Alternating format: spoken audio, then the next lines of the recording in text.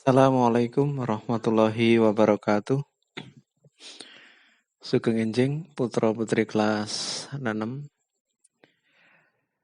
Ing pasinaon basa Jawa dina iki Pak Guru bakal ngaturake babagan prastawa budaya. Kalau dalam bahasa Indonesia yaitu peristiwa budaya. Nyuwun pangapunten saderenge nganti waktu iki Pak Guru durung bisa ngedum buku paket. Insyaallah Pak Guru bakal ngusahake supaya bocah-bocah ndang oleh buku paket basa Jawa kelas 6. Sabanjure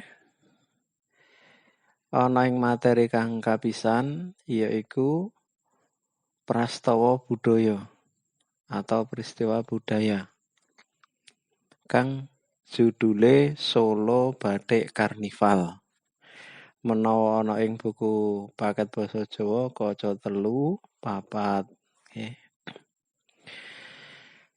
Solo Batik Karnival. Kabudayan kang ana ing kutha Solo pancen wis misuwur. Memang sudah terkenal. Salah sijine yaiku batik. Sejarah kahanane batik ing kutha Solo utawa kutha Solo wis ana sejak zaman biyen. Sudah ada sejak zaman dahulu. Anane kampung batik Laweyan lan Kauman dadi bukti menawa batik ing kutha Bengawan utawa kutha Solo iki pancen wis ngrembaka. Nah, ngrembaka itu sama artinya bertambah banyak atau tambah akeh. Kanggo nguri-uri ngrembakakake lan ngenalake batik marang bebrayan agung. Bebrayan agung itu kalau dalam bahasa Indonesia namanya masyarakat umum. Mula ing kutha Solo banjur digelar acara taunan. Dadi setahun pisan kang cakupane gedhe yaiku Solo Batik Karnival utawa disingkat SBC. Maneka warna kreasi dandanan kang dirakit saka maneka corak batik diparagakake dening kurang luwih 300 peserta saben taune. Solo Batik Karnival sepisanan utawa dhisik dhewe digelar ing taun 2008 kanthi wujud arak-arakan sakdawane utawa sepanjang ratan sepanjang Jalan Slamet Riyadi. Diwiwiti saka Solo Center Point lan rampung ing Balai Kota Surakarta. Solo Batik Karnival wis sudah berhasil narik kawigatene, menarik perhatian ewan warga Solo lan para pelancong saka kutha-kutha liyane ing saindenging Nuswantara.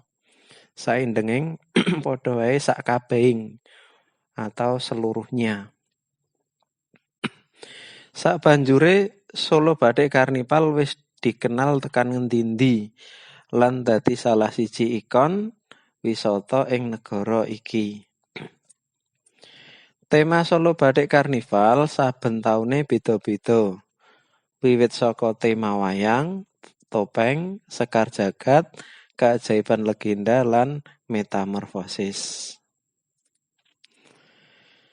Minangka ikon wisata anyar ing kutha Solo, SBC wis bola-bali dipilih dening Kementerian Pariwisata kanggo makili Indonesia ing ajang internasional kayata Chingai Festival ing Singapura, Malaysian Association of Tour and Travel Agent (PAIR) lan SBC uga nate kiprah ing Turnamen of The Rose, Pasadena, California, Amerika Serikat, tanggal 1 Januari 2013 kepungkur. Ing taun 2014 iki, SBC digelar ing tanggal 22 Juni 2014. Dibandingake karo pagelaran tahun-tahun kepungkur, tahun-tahun sebelumnya sadurunge, Panitia janjekake dadi tontonan kang luwih spektakuler taun iki. Kanthi njupuk tema Majestic Treasure. Solo Batik Karnival kang digelar ing taun kapitu iki uga ndadekake Cakrik Batik Wahyu tumurun minangka maskot. Cakrik Batik iki wis kondhang atusan taun kepungkur kanthi gambar makutha mabur lan sepasang manuk utawa pitik kang adep-adepan. Corak iki ngemu lambang menawa manungsa tansah ngarep-arep pituduh lan berkah uga rejeki kang agung saka Kang Maha Kuwasa. Tontonan Solo Batik Karnival Majestic Treasure iki dibagi utawa diperang didum dadi loro. Kang kapisan, kang eksklusif, kang mewah, mapan ing Stadion Sriwedari diwiwiti jam 3 sore nganti jam 4 sore. Kanthi rega karcis cukup Rp100.000 wae. Dene kang kapindho yaiku arak-arakan sak dawane utawa sepanjang Ratan Slamet Riyadi. Wiwit jam 4 sore tekan 6:30. Kanthi rute Sriwedari tekan Balekota Surakarta. Mengkono babagan salah sawijining prastawa budaya ana ing kutha Solo utawa kutha Surakarta yaiku Solo Batik Karnival. Sabanjure bocah-bocah nulis ana ing buku catatan basa Jawa tembung-tembung kang angel. Nggih. Engko bakal dikirim dening Pak Guru. Tak kira cukup pelajaran basa Jawa ing dina iki. Wassalamualaikum warahmatullahi wabarakatuh.